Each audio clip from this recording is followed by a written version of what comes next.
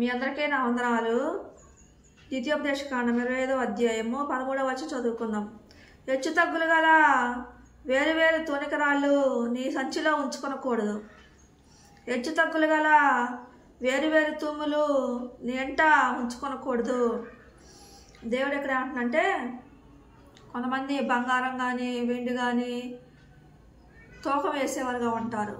తూకం వేసి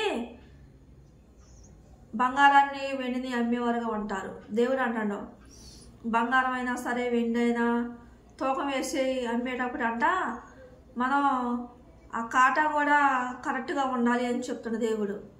మనం వేసే కాటా కరెక్ట్గా ఉండాలంట. బంగారం కానీ వెండి కానీ అమ్మేటప్పుడు ఆ రాళ్ళు తేడా రాకుండా కరెక్ట్గా ఉండాలి అని చెప్తున్న దేవుడు.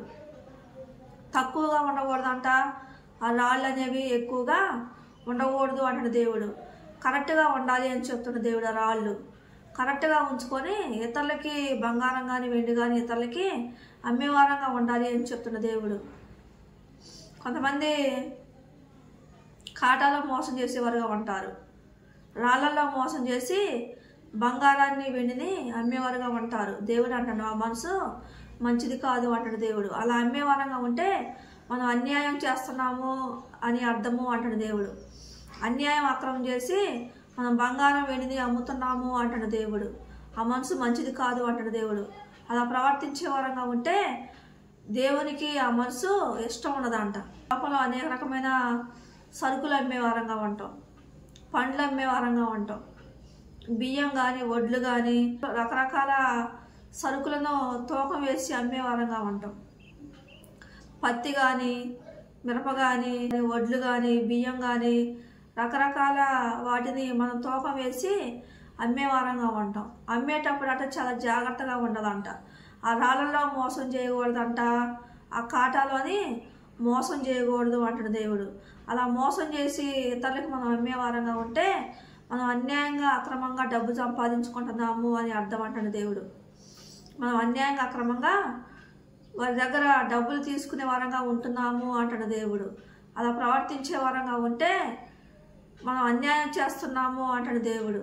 కొంతమంది పత్తి కాటా వేసినా కానీ మిరపకాయల కాటా వేసినా కానీ వడ్లు కాటా వేసినా కానీ సరుకులు కాటా వేసినా కానీ ఆ కాటాల్లోని మోసం చేసేవారుగా ఉంటారు.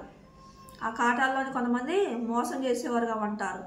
రాళ్ళల్లో మోసం చేసి వారి దగ్గర ఎక్కువ డబ్బులు తీసుకునేవారుగా ఉంటారు.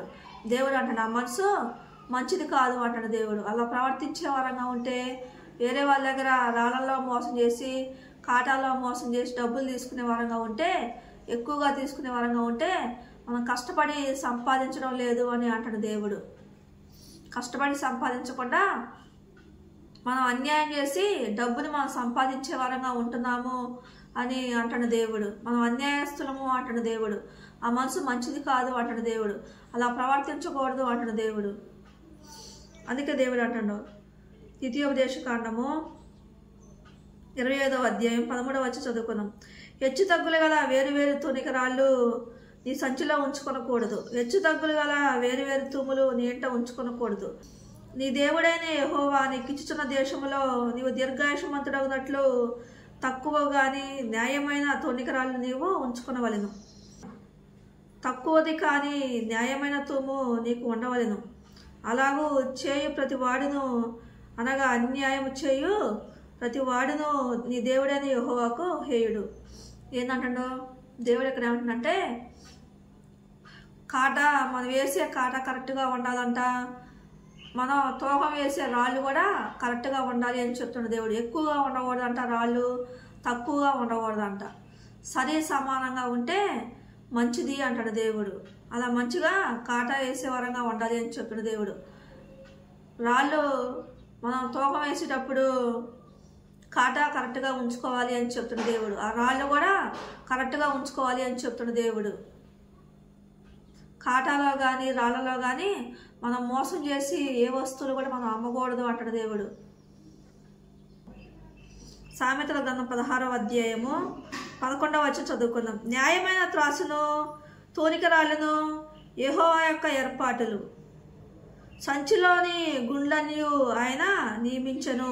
దేవుడు ఎక్కడ అంటున్నంటే కాటలో మోసం చేయకుండా ఉండే వారంగా ఉంటే, రాళ్లలో మోసం చేయకుండా ఉండేదిగా ఉంటే అది దేవుని యొక్క చిత్తం అంట. అది దేవుని యొక్క చిత్తానుసారంగా మనం ప్రవర్తిస్తున్నాము అని అర్థము అంటాడు దేవుడు. రాళ్లలో మోసం చేసే వారంగా ఉంటే, కాటలో మోసం చేసే వారంగా ఉంటే దేవునికి వ్యతిరేకంగా జీవిస్తున్నాము అని అర్థము అంటాడు దేవుడు. సామెతల గ్రంథము 11వ అధ్యాయము 1వ వచనం చదువుకుందాం. దొంగ త్రాసు యెహోవాకు హేయము, సరి అయిన గుండు ఆయనకి ఇష్టము. ఏంటంట? దొంగ కాటాలు, దొంగరాళ్ళు దేవునికి ఇష్టం ఉండదంట. దేవుడు ఎక్కడ అంటుందంటే కాటాలో మోసం చేయకుండా ఉండే వారంగా ఉంటే, రాళ్ళలో మోసం చేయకుండా ఉండే వారంగా ఉంటే అది దేవునికి ఇష్టం అంట. ఆ మంచి మనసు దేవునికి ఇష్టం అంట. కొంతమంది కాటాలోని రకరకాలుగా మోసం చేసేవారుగా ఉంటారు, రాళ్ళల్లో మోసం చేసేవారుగా ఉంటారు. దేవుడు అంటాడు ఆ మనసు మంచిది కాదు అంటాడు దేవుడు. అలా ప్రవర్తించే వారంగా ఉంటే మన జీవితం అపవిత్రమైపోద్ది అంటాడు దేవుడు. దేవునికి ఇష్టం లేని బ్రతికే వారంగా ఉంటున్నాము అని అర్థము అంటాడు దేవుడు. బంగారం అమ్మినా కానీ, వెండి అమ్మినా కానీ, రకరకాల సరుకులు అమ్మినా కానీ, పండ్లు అమ్మినా కానీ, రకరకాల బియ్యం కానీ, వడ్లు కానీ, ఈ లోకంలో రకరకాలవి మనం తూకం వేసి అమ్మేవారంగా ఉంటాం. రకరకాల వాటిని తూకం వేసి అమ్మేవారంగా ఉంటాం. అమ్మేటప్పుడు ఆ రాళ్ళల్లో మోసం మనం చేయకూడదంట. రాళ్ళల్లోని మనం మోసం చేయకూడదు అంటాడు దేవుడు. కాటాలో కూడా మనం మోసం చేయకుండా వాటిని మనం అమ్మేవారంగా ఉంటే దేవుని దీవెనలు, దేవుని ఆశీర్వాదాలు మనం పొందుకునే వారంగా ఉంటాము అంటాడు దేవుడు. దేవుడి కొద్ది మాటలు దీవించును గాక.